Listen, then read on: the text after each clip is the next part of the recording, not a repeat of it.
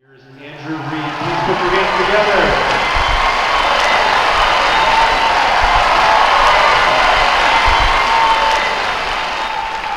What I sing about will sound like nonsense to most, and that's great. But to others, they may say, yes, I mean, this is out there, but perhaps there's something to it. And both are perfect and fine. The flower blooms when it's time to bloom. It ain't getting me nowhere. My wife tells me to get a real job. Understand that I'm a pragmatic man. I'm not a hippy-dippy type. But I am given to and am overtaken by these wild visions or high vibrational states. And I've seen music before, and it's alive. It's like wild streamers that go out into directions. They just kind of float in the air, and they envelop all, and they're like God. And everything that they touch, rocks, trees, anything, are just delighted by these vibrations. And I think that in itself proved to me on some level that music was significant. And I used to think that it wasn't anything or didn't produce anything. And I was completely wrong. If All the World Were Right was really a complete surprise. I mean, we released it without any real backing or promotion. And then it just percolated up after about 3 months and started to appear in the different global and national charts. And it just happened.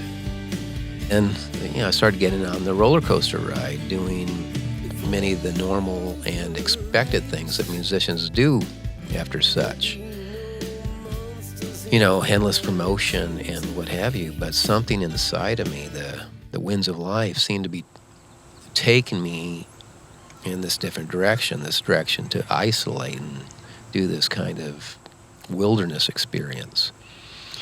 And so I isolated at the cabin for better than a year, away from the music business and social media, and I just observed nature.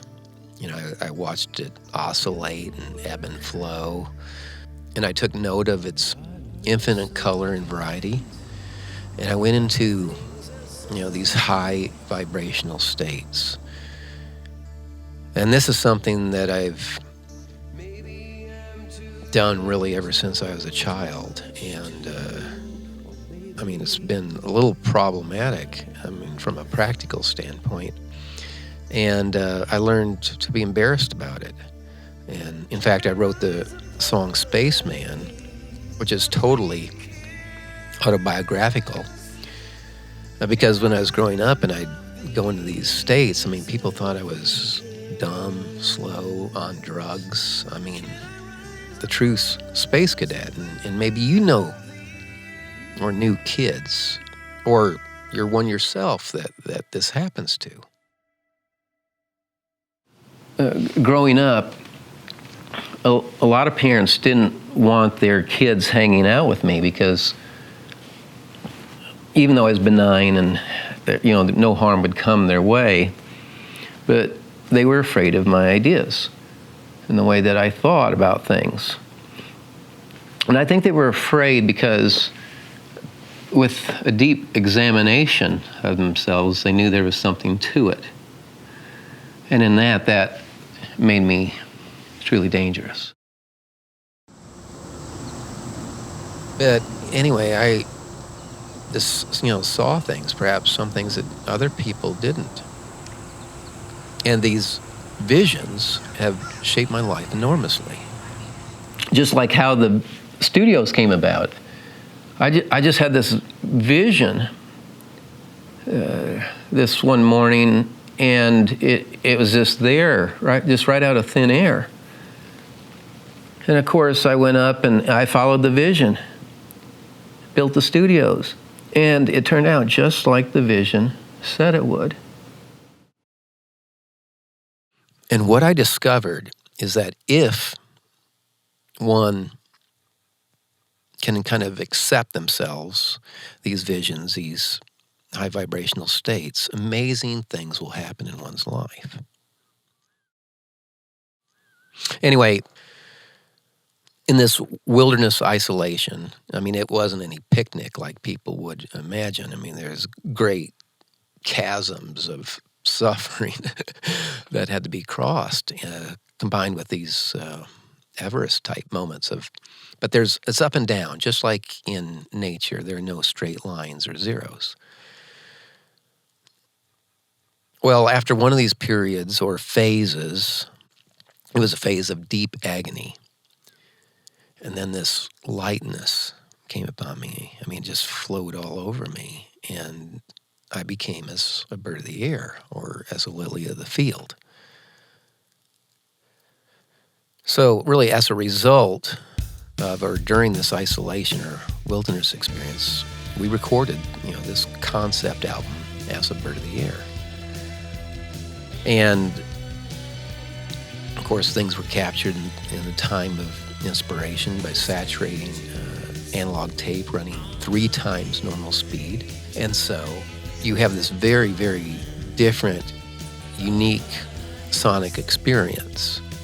And regarding subject matter, it's an exploration of many of the most common frustrations and dilemmas that people have. I mean, love, relationships, time, money, spirituality, loss, lack, longing, loneliness, being wronged, all these sensations that we go through.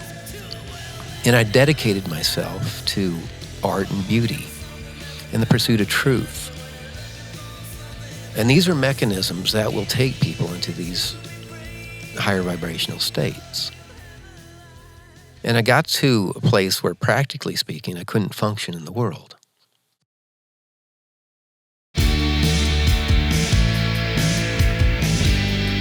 Now, to the external world, my life, my personal life, is littered with loss.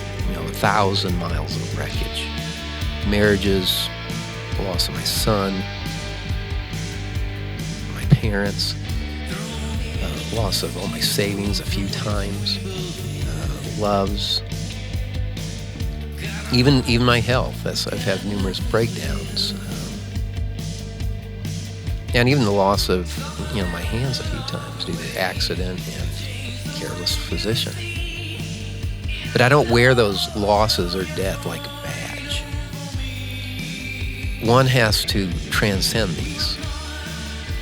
But it's through these states, and especially one vision in particular, that I came to know life as perfect, and that all is as it is, and all is necessary and essential, with nothing wasted, and where really nothing can be taken away from you without some offsetting equivalent benefit.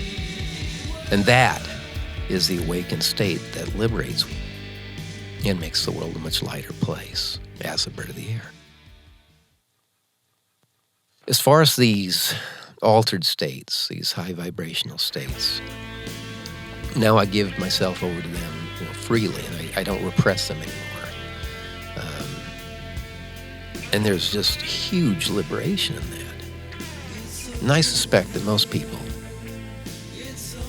have this type of thing. So it's not any kind of specialness or anything like that.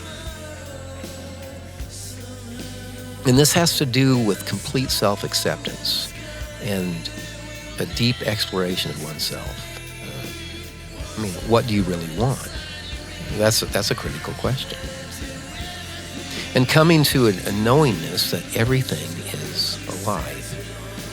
So how far out do you want to go? That's the question.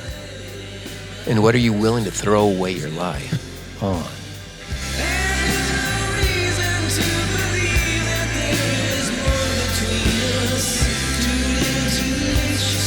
She's gone.